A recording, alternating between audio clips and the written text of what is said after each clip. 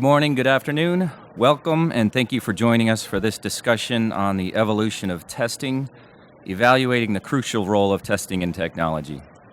I'm John Lekich with NetApp, and NetApp is honored to be a supporting partner of AFCEA's TechNet Cyber. As the intelligent data infrastructure company, NetApp has accelerated test dev environment processes by a factor of 10 through our ability to instantly clone tens of thousands of test volumes with nearly no additional storage capacity required, and DevOps hooks built into our operating system. Our moderator today is Mr. Gordon Bradley, Technical Director for JITC. Please welcome Mr. Gordon Bradley. Thank you. Good morning. It's my pleasure to introduce the panel to you this morning. Like I said, in keeping with the theme for TechNet Cyber, we're going to talk a little bit about alignment, adaptation, and how we're accelerating through the use of test process. So we're going to talk a little bit about DevSecOps. We're going to introduce some of what we're doing for tools. We're going to talk about how we're doing shifting left, getting engaged with program offices, all in support of, like I said, how we would align, adapt, and accelerate. So I'm going to introduce the team. So starting here on my left, we have Gary Morrow from our Fourth Estate Division. We have Miss Vanessa Chadwick from our Armed Services Division. From our Strategy, Plans, and Policy Division, JTA Operational, we have Mr. Jay Newhouse, and then we have at the end our two folks from our Strategy, Plans, Policies, Sean Kelly and Carla Farthing. So without further ado, I'll have the panel go through some presentations, and then I'll come back and moderate if you guys got any questions. So Gary, over to you, sir. Okay, the first group we're going to talk about are software-intensive systems. So we wanted to go over kind of a historic view, so where we were probably 10 years ago. So most of the tests we were doing were what we call traditional, and I say those are periodic audit and evaluations. So if you think about a joint interoperability certification, it's only due every 4 years. So what programs would historically do is every 4 years they would come back to JITC, and they would come and do a joint interoperability certification renewal with us. And we would only do that every 4 years. We would engage with them the year before, we would start collecting the data, we would integrate with them, we would do the test, and then we would kind of leave and go silent for 2 years, right? So that's what I talk about when we say periodic audit and evaluation. And that was traditional, and we're still doing that now. There's a lot of programs that still follow that cycle. There's still milestones, updates, and things like that we do. Some of the things we've moved on to is embedded testing and a hybrid of both. So embedded testing, what you think about there is we have a team of testers that's embedded either with the development team, the operational team, the program. They're embedded, they're reading the user stories as they come in. You know, they're doing everything they can to keep up with that program. And what that's allowing us to do is be a little bit more efficient in how we progress with the test and how we integrate with the program office. So that way we're not coming up every 3-4 years, kind of, you know, I don't want to say a roadblock for the program, but we don't want to be in their way. We want to integrate with them so that we can continue on their pace, right? So we can keep pace with them, we can do things on their schedule, or we can integrate and we can be the 4th sprint out of every 5 or something like that, and we can do our tests and keep pace with them so that we're not stopping the development of that capability. The hybrid approach is a mix of both, right? So some programs aren't ready for full embedded testing, so they're on a 6-month schedule, a yearly schedule, even a 2-year schedule. So we keep pace with however we can with them, right? And whatever they can, you know, afford to have us in their schedule. So a hybrid approach is for those programs that are not quite ready for full embedded testing, you know, every sprint or every other sprint, things like that. Some of the JITC test roles that we've developed, the bottom ones are all traditional test roles, and we still do those. The integrated test lead is our evolution of our test officer, and that person is embedded with the program office. So they're constantly in contact with the program manager, making sure they're up to date on the sprint cycles, the release cycles, everything that program is doing, so we can develop our tests in tandem with the program, you know, with the developers, with the cyber folks, everything. And then the opportunities we gain from this is, you can see there, so early program engagement, right, allows us to get all of the documentations for those critical joint requirements as early as possible, right? It allows us to do continual refinement of those requirements over time, and allows us to identify any risks to the program schedule and the test schedule as early as possible, versus, not seeing those risks or not seeing those until we go to test, right? We can see them as early as possible. So that's some of the opportunities we've gained by doing both the embedded and the hybrid approach. So this is kind of a DevSecOps 101. If you're not familiar with this was a big key item with the DoD probably right before COVID came out, right? So a lot of programs have shifted or have tried to shift to DevSecOps. So what JITC has tried to do is we've tried to learn where we can integrate into this platform. And DevSecOps, as you can see, it takes all of those, I would say, silos at the top, right? Where you have testers for each of those different phases of a program, and it takes those silos and it pushes it into one team. And that helps from the transition when we're going from development, and then we're hitting that cybersecurity block, and then we're moving over to operations. There's a lot of redo that we have to do now because of those silos, that we can, use reciprocity. We can use things we learned in the development side to help the operations side, help the cybersecurity side, and we become one big team. The benefits and the goals of DevSecOps you can see there. They're pretty widely known nowadays. I think a lot of programs are trying to get to this. Most have achieved at least agile development. They've moved away from waterfall. Most are at least doing agile. They're doing sprints. We haven't seen many programs fully achieve DevSecOps yet, but with all of the new platforms coming out, all of, we got Air Force One, we got C2SF from DISA. So this is becoming a more realized goal.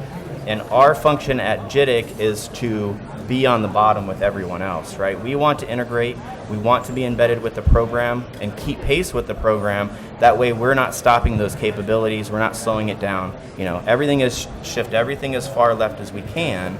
That way the program progresses at a speed that we're not inhibiting. And if anyone wants to ask questions during it, I don't think any of us mind. So if anyone wants to stand up, ask questions, feel free to go ahead and do that. All right, so next I'm going to turn it over to one of our integrated test leads. And I think, he's 2 down, and he's going to go over one of our programs. Go. All right, thank you. My mic on? Yep, sounds like it. All right. So this is an example of a test strategy that we can apply to a program. And what we're doing with this test strategy is adapting to the way an agile cycle works, where there might be iterative releases that, it might take, 2, 3, or some number of iterative releases before you really have testable capability. But we're getting in there early. We're working with the user community to also bring users in early to look at that, features and functions as they're iterating through development until we get a capability. And then we get into the middle section of the strategy there, where now we're looking at capabilities, targeted capabilities, mission threads as they're emerging, and we're testing those capabilities as they emerge through iterative releases. And then once we start seeing that there's maturing capability that's being put into production and operationalized, then we move into the operational testing aspects of our test strategy. So the idea here is that it's a cyclical strategy that looks at how the programs do in their agile deliveries and adapting to that, but also setting up so that we can keep pace with the agile delivery cadence, while also having a way to not necessarily have to test operational capability in every release, but wait until that operational capability is maturing to a point where then we do test it in acceptance testing and operational testing as those capabilities again kind of emerge through an agile development process.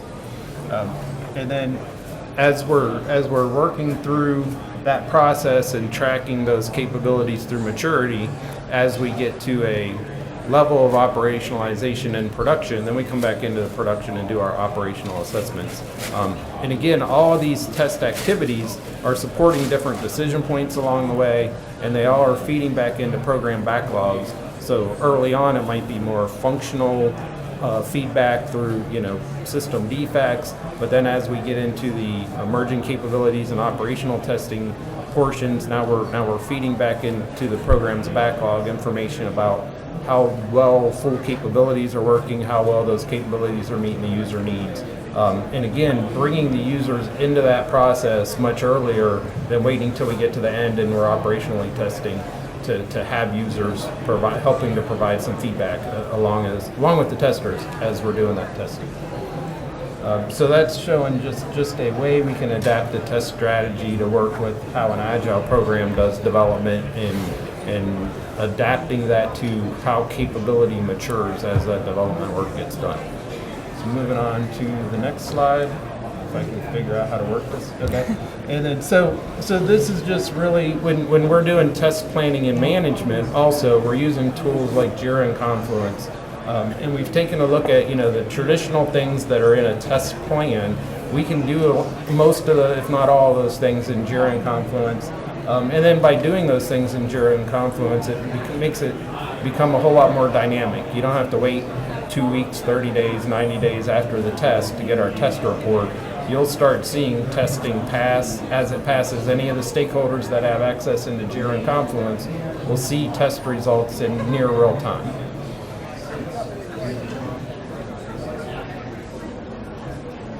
There we go. All right, and so that concludes my set of slides, and we'll pass it on down to John. All right.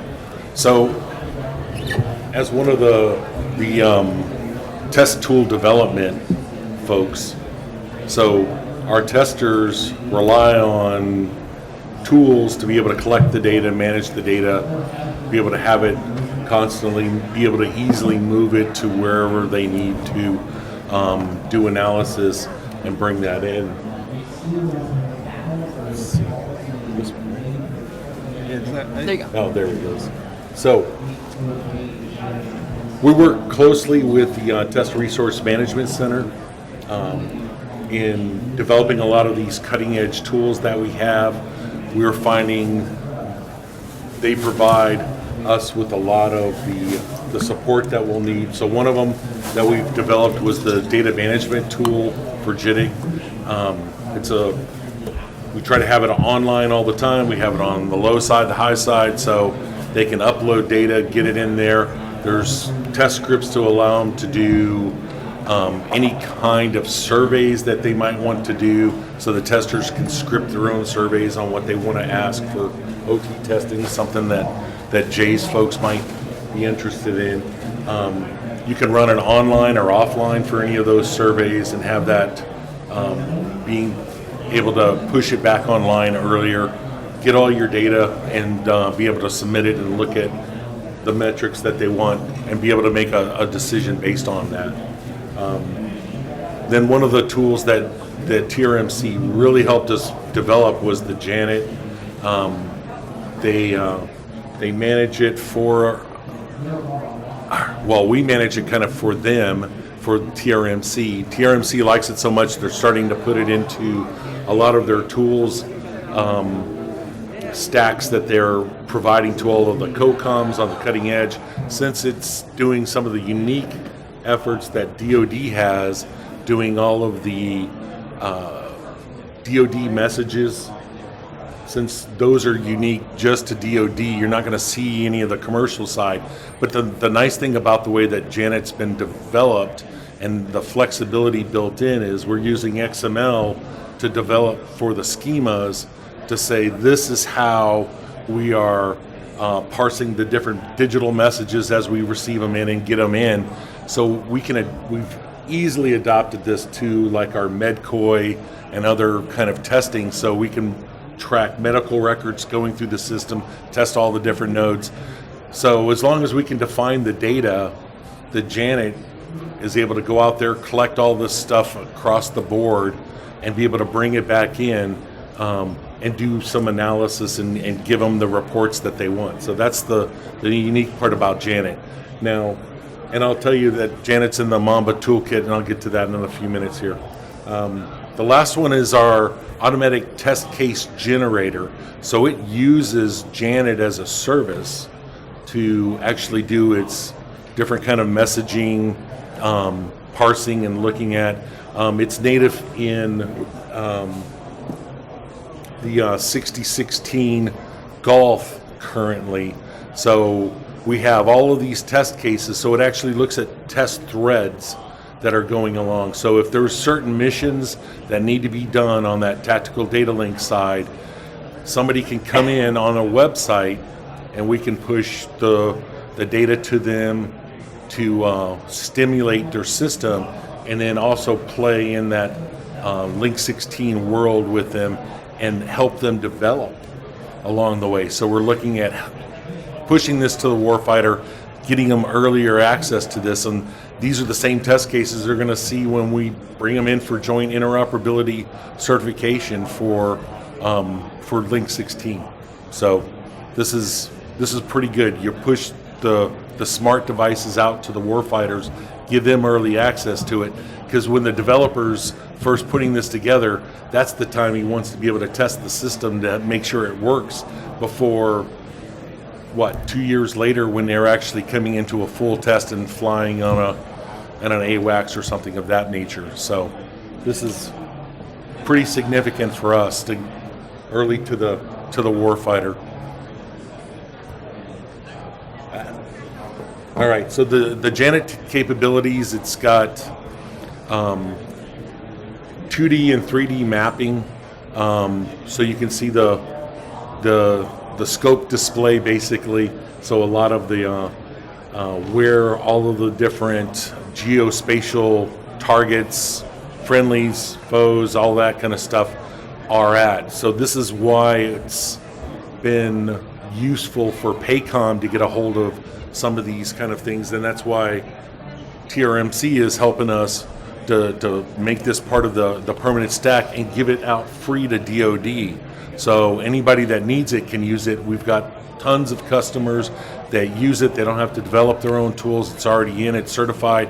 We have our own IA approval on it, our ITO for it, so they accept a lot of those. So reciprocity is used from our products to give it into the warfighters to use in their environments. So I think that's a significant step forward.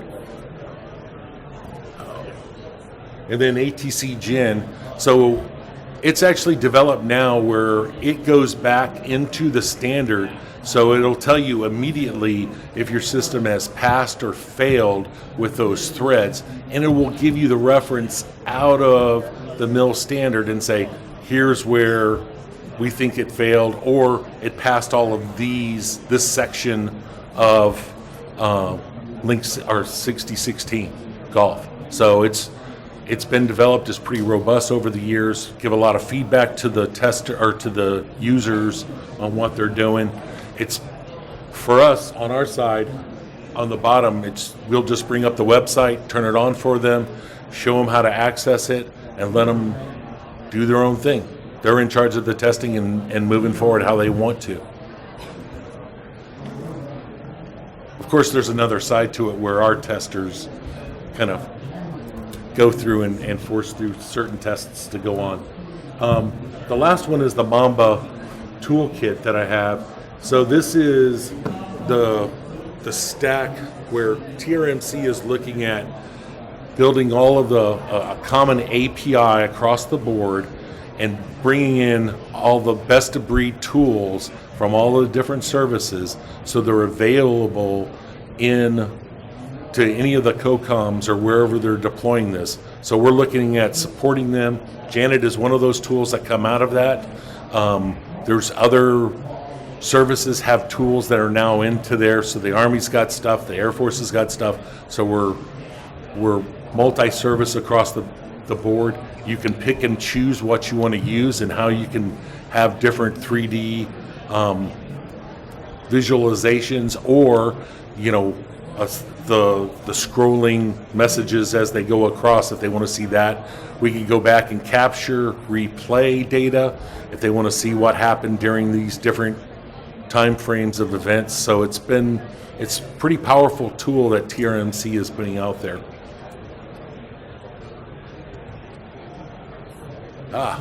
And then our AI mission, this is Mr. Carter here.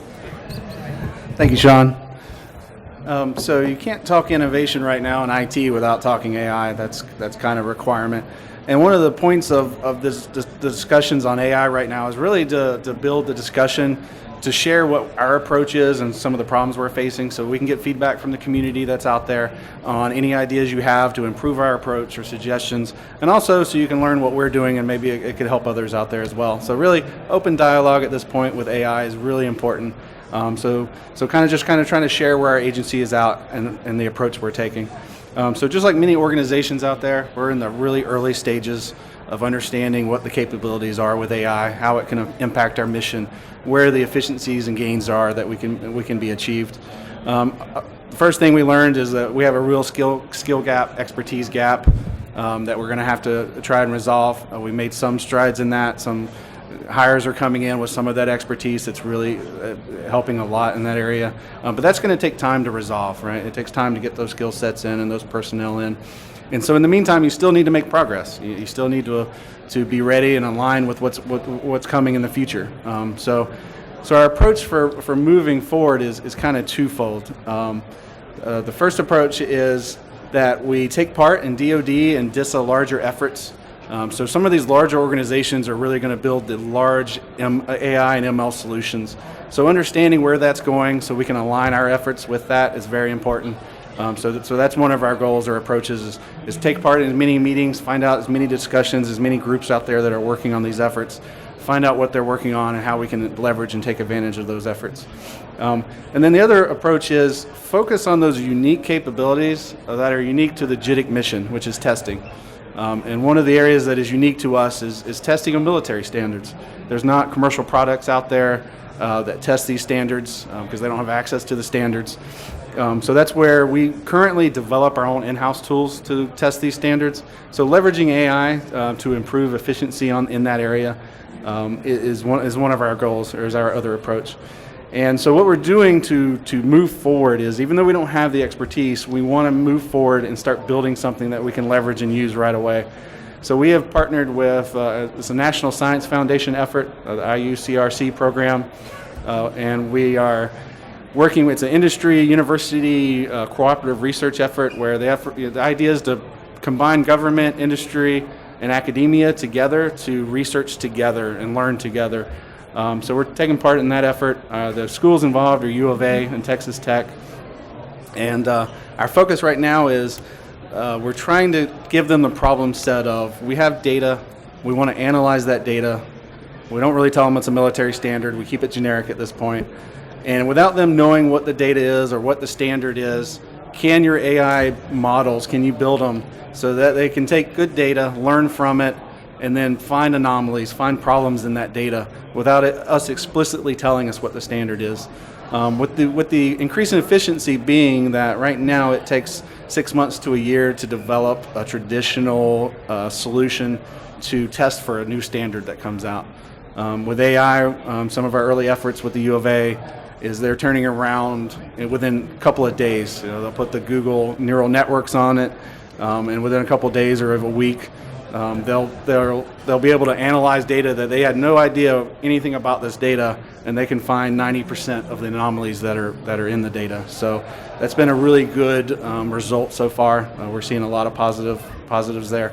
Still trying to understand how to integrate a solution like that into a DoD environment. Where would that be placed? What will the logistics of that be?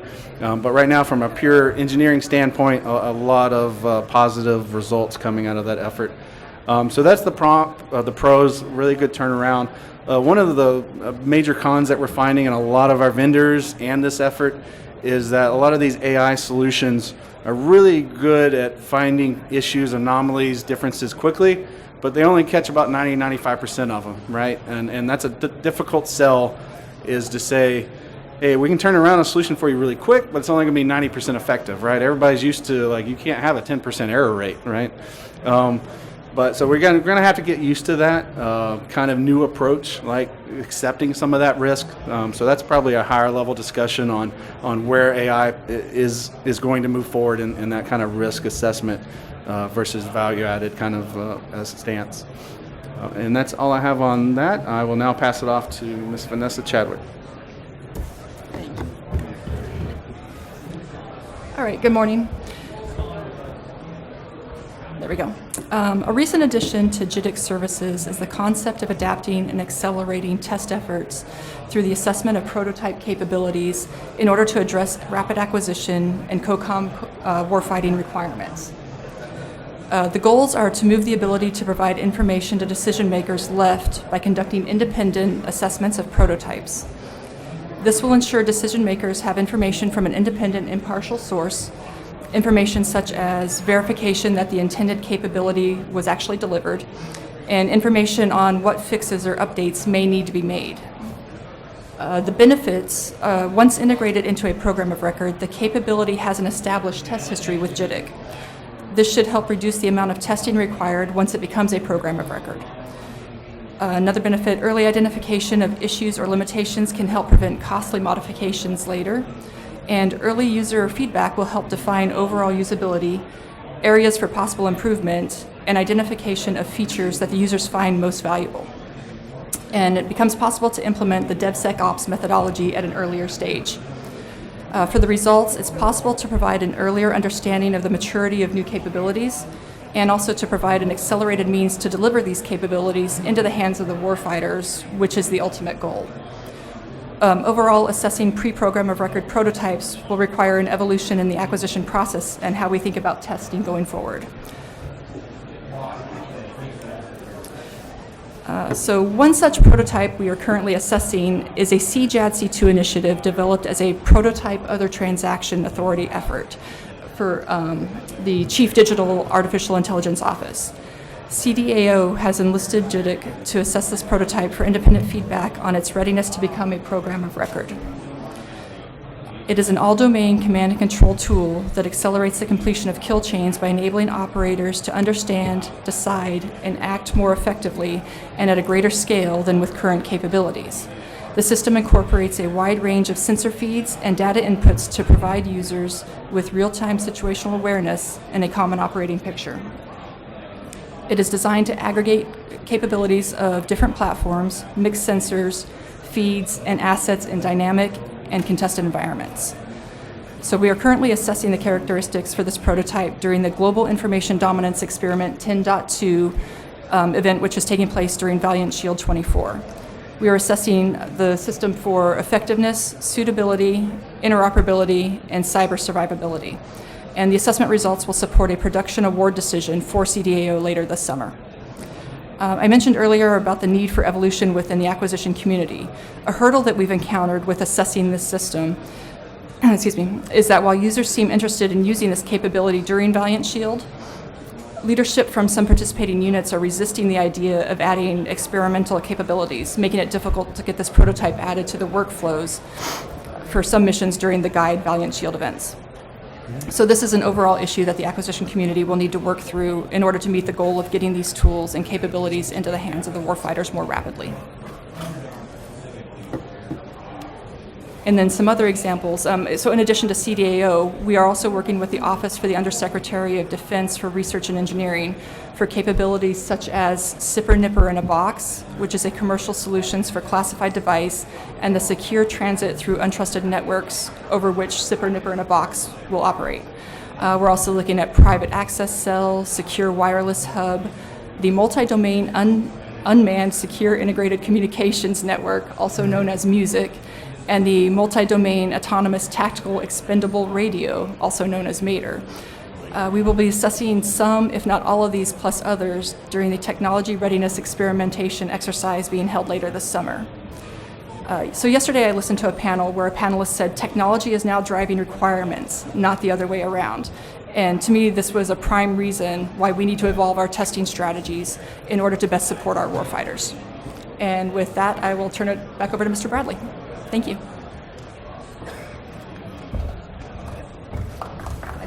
All right, thank you, team.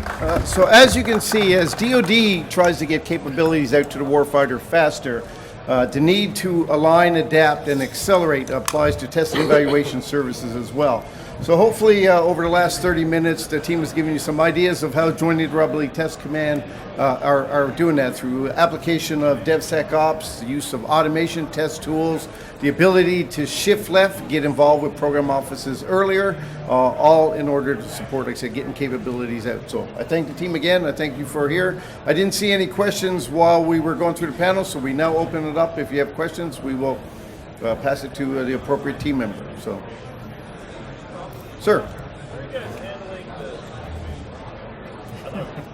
I would have just yelled, but this is good. So how are you guys handling the massive transits of data that you need for, the Skynet 2.0 that you guys are building? Just jokes, people. But as you guys are building this stuff, you have all of this data that's being compiled.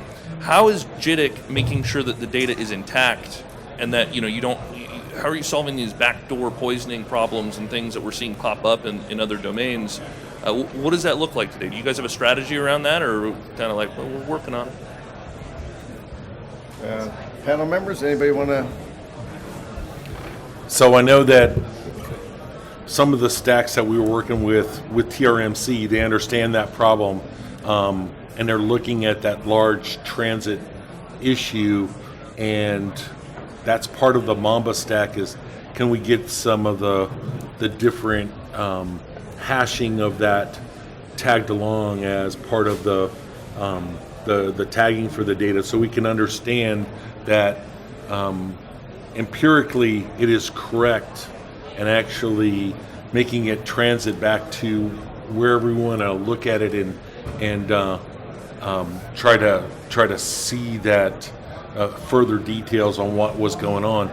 Some of that analysis takes a while, and like you said, we've got to make sure that data is intact and we're able to put it together. We've kind of been solving some data problems. We ran into that for another customer where we were trying to put together and look at how the data was mapping, and it was kind of tricky because we didn't know from what point of view or where the data was coming from, and trying to map it all together and stick it together. So yeah, we've run into those issues, and so we're working with TRMC right now to figure out how do we figure out a hash for that to secure it, and also get enough background data so we can actually do something with it down the line to make it useful for later. Yes. Yeah, and I'll add to that too. So a lot of DISA specifically and a lot of other agencies are working on meta tag, data tagging, API guidelines, API implementation guidelines, API standards. So I think a lot of that is evolving now, where we're starting to see a lot of these software intensive service programs moving to a more standardized way to tag data, right? Especially if it becomes policy, or there's DoD CIO implementation guides out there that they're moving more towards, we need to have a standard way of doing that, especially in the DoD, so that we don't run into this problem. So that, and honestly, that makes our jobs easier if everyone is using the same standards for tagging or for APIs, then testing that will be a lot easier as well. Yeah, the other issue we run into is the amount of data, obviously, that we collect, as you can well imagine. So we test pretty complex platforms from, F-35s, aircraft carriers. So the sheer volume of data that we get, one of the bigger issues we run into is how do we just parse that data to know that we can go back in and we've collected the right data at the right time to inform our interoperability certification. So data is a problem to us just by sheer volume complexity. But again, through application of continuous testing methodologies, the use of AI, ML to potentially take that data lake and do analytics earlier, then we can do better informational decision. But yeah, data definitely is a problem for testers. Yes. Sheer volume. Thank you for your question. Yes, indeed. Hi, thank you. I'm Steve Roberts. I'm with MFGS Inc. I've been a vendor for JITC for a long time, performance testing tools and application delivery tools. My question is a little more generalized. Where does JITC fit in as far as when we're looking at, let's say, software factories, ERP systems, where they're being developed by each one of the commands and they have their whole DevOps, DevSecOps with automated testing? I know the joint integration is kind of defined in the name. But where does JITC come in, and where do they step out? That clarity would help me get a general understanding. See if I understand the question. So kind of where does JITC fit into these new software-intensive systems, the pipeline development, the application of DSO? Is that kind of your question? Yeah, exactly. It's probably your arena, sir? So we work with a lot of the platforms. We have done some implementations with C2SF, so that's DISA's pipeline. There is currently a DISA initiative and working group to establish a full DevSecOps offering at DISA. Right now, C2SF focuses more on the development side. There's that cyber piece that's, we still have to go through RME. So we're working with them directly to try to kind of flesh that out, and then also make sure that JITC is integrated into that entire process, right? Because we do the full gamut of testing. So whether we're doing development testing or the cyber or on the operational side, we want to ensure that our teams have those spots reserved. So I know DISA is working on that now. Air Force Platform 1, they've been doing it for a few years, so we're hoping to learn from them. But honestly, to answer your question is we want to integrate as much as possible. We have done some tool integration with C2SF, and we've proved out we can use our tools in those pipelines. So we just want to do more of that.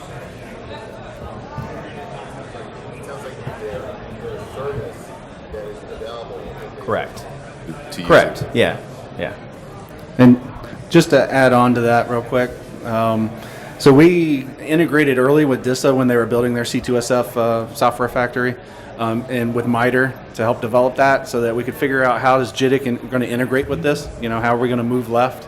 And we bounced around all sorts of ideas. We bounced around having our own pipeline where developers develop, and at a certain point in their pipeline, it gets passed to a JITC interoperability pipeline, right, which then conducts all the JITC portion of the testing.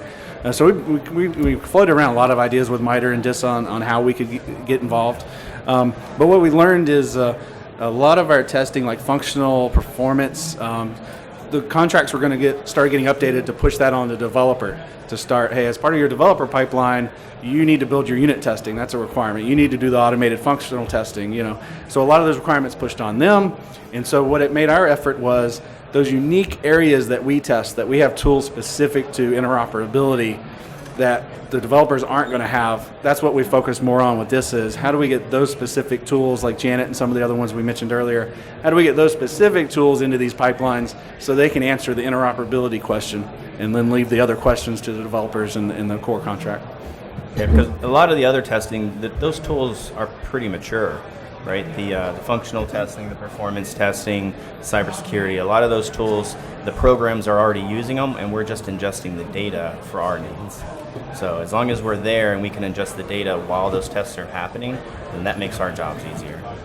Yeah, if I can just add a tiny bit to that from a strategy perspective, it really comes down to working with the programs and figuring out exactly how they're going to do their development work and what their acquisition strategy really is, and then providing some ideas of, hey, but we could do some other things if you made some changes here and there, and then figuring out how to apply a test strategy to what a program's doing, right? So even if we're all trying to be agile, do DevOps, everybody's going to do it a little differently, and we need to be able to adapt our test strategy to match up with that the best we can. So I was going to comment on that and say, I think, is that not more of a problem with education and enforcement? Because I think the policy still applies, and you can correct me if I'm wrong, that no matter how you're being developed, you still need, if you're going to go onto the joint network, you need to be interoperability certified, and that needs to come through JITC. The challenge, I think, is with non-traditional programs, you don't have those milestones that are publicized very well. You don't have the documents going through the joint staff where you can catch things. So it's a matter of educating, people on the process, having some champions that enforce that in these non-traditional processes. And I just wonder, how are you guys doing at developing those, helping build those relationships with champions and getting the education on all these myriad of software factories and other people that are really spitting out capabilities pretty quickly. That's a great question. So again, it's engagement. It's the ability. So even like these forums, the ability to go out and go through JITC's mission, what our role is. And you're right. Even though things are adapting, and the people are developing non-traditional systems, like I said, the NRKPP, Joint Staff, Certified approach. But I mean, we have folks, we have Office, NCR, we have Mr. Watson. So we are engaged. We're engaged with the services, we're engaged with the PMOs, we're engaged with leadership, Joint Staff, and all this stuff to help ensure that as they're developing those programs, we're still relevant, we're still providing value-added information. But yep, your point is quite relevant. Okay, I'm not seeing any further questions. Again, I appreciate your support, especially I hear we're competing with the brunch hours, so the fact that you guys showed up to attend JITC's session is very welcome. Thank you all, and hope you had a great session here at TechNet Cyber, and hopefully we'll see you around next year. Thank you all.